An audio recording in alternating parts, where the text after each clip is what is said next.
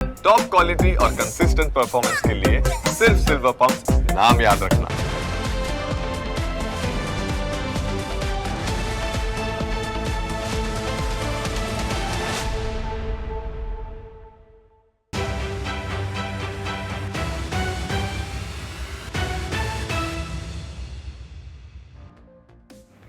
સોનું બહુ ભાવ ખાય છે. સોનું એ કોઈની ગર્લફ્રેન્ડનું નામ નથી, કોઈના બોયફ્રેન્ડનું નામ નથી, કોઈના પતિનું નામ નથી, કોઈના પત્નીનું નામ નથી, પણ સોનાની વાત છે. સોનું એ શોખ છે અને હવે આ શોખ પાળવો ખૂબ મોંઘો થઈ ગયો છે. કોઈ પ્રેમી પોતાની પ્રેમિકાને કહે કે તને સોનાની મઢી દઉં, પણ બજારમાં સોનું લેવા જાય તો ખબર પડે કે સોનું કેટલું મોંઘું છે. હવે તો પતિ પણ પત્નીઓને વાયદો નથી કરતા કે આ એનિવર્સરીએ તમને સોનાની બુટ્ટી લઈ આપીશ, અને સામે પણ એવું જ છે, પત્ની પણ પતિને નથી કહી શકતી કે આ વખતે તને સોનાની રિંગ લઈ આપીશ, કેમ કે સોનું ખરીદવું હવે સામાન્ય માણસની કલ્પના બહાર છે. કોઈએ વિચારી ન હતું કે સોનાનો ભાવ 2 વર્ષમાં આટલો બધો વધી જશે. વર્તમાન સમયમાં 24 કેરેટનો સોનાનો ભાવ 97,630 રૂપિયા પ્રતિ 10 ગ્રામ છે, જ્યારે 22 કેરેટ સોનાનો ભાવ 89,500 રૂપિયા પ્રતિ 10 ગ્રામ છે. આજે સૌ કોઈ સોનું ખરીદવા માગે છે, પરંતુ સોનાનો ભાવ ખરીદ ક્ષમતાની બહાર પહોંચી ગયો છે. વિચારો કે મહિને 15,000 થી 20,000 રૂપિયા કમાતો માણસ સોનું કેવી રીતે ખરીદી શકે? કદાચ તે મહિને 1,000 રૂપિયાની બચત કરે તો પણ વર્ષે 2 વર્ષે માંડ 1 તોલા સોનું ખરીદી શકે. એટલે હવે સોનું ગરીબો કે સામાન્ય લોકો માટેનું આભૂષણ નથી રહ્યું. તમે કેટલાક લોકોને એવા દિલાસા આપતા સાંભળ્યા પણ હશે કે સોનાનો ભાવ 55,000 થી 60,000 સુધી પહોંચી જશે, પરંતુ નિષ્ણાંતોનું માનવું છે કે સોનાનો ભાવ હજુ પણ ઊંચકાશે. વર્તમાન વર્ષના અંત સુધીમાં સોનું 1.10 લાખ રૂપિયા સુધી પહોંચી શકે છે. જો તમે પણ સોનામાં રોકાણ કરવાનું વિચારી રહ્યા છો તો ગોલ્ડ એક્સચેન્જ ટ્રેડર્સ ફંડ્સ એટલે કે ગોલ્ડ ETFમાં રોકાણ કરવું એક સારો વિકલ્પ બની શકે છે. તેણે છેલ્લા 1 વર્ષમાં 29% સુધીનું વળતર આપ્યું છે. પરંતુ સૌથી મોટો પ્રશ્ન લોકો એ કરતા જોવા મળે છે કે સોનાનો ભાવ આખરે કેમ આટલો વધી ગયો છે?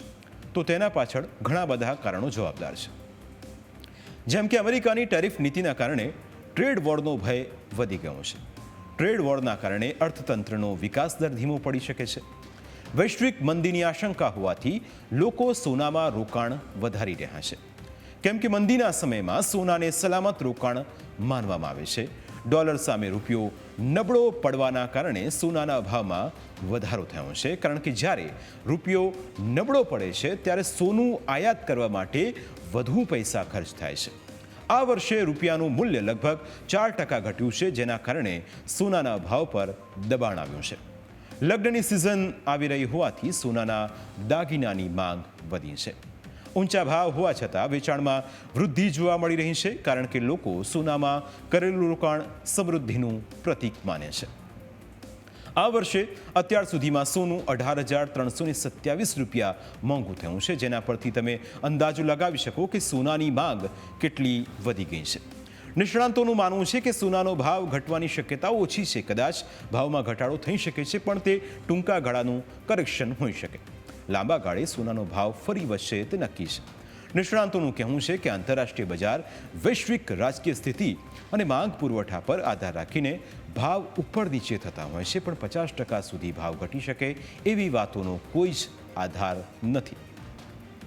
એટલે તમે વિચારતા હો કે સોનાનો ભાવ 60,000 સુધી પહોંચી જશે તો તેવા સપના જોવાનું છોડી દેજો, કારણ કે આટલો બધો ઘટાડો હાલની વૈશ્વિક સ્થિતિએ શક્ય નથી લાગતો. જો સોનાના ભાવનું ગણિત સમજવું હોય તો વધારે નહીં, પણ છેલ્લા 30 વર્ષના આંકડા પર નજર કરીએ તો સમજાશે કે સોનામાં થયેલો ભાવ વધારો છેલ્લા 5 વર્ષમાં થયો છે. વર્ષ 1995માં 10 ગ્રામ સોનાનો ભાવ 4,680 રૂપિયા હતો. વર્ષ 2000માં સોનાનો ભાવ ઘટીને 4,400 રૂપિયા થયો હતો.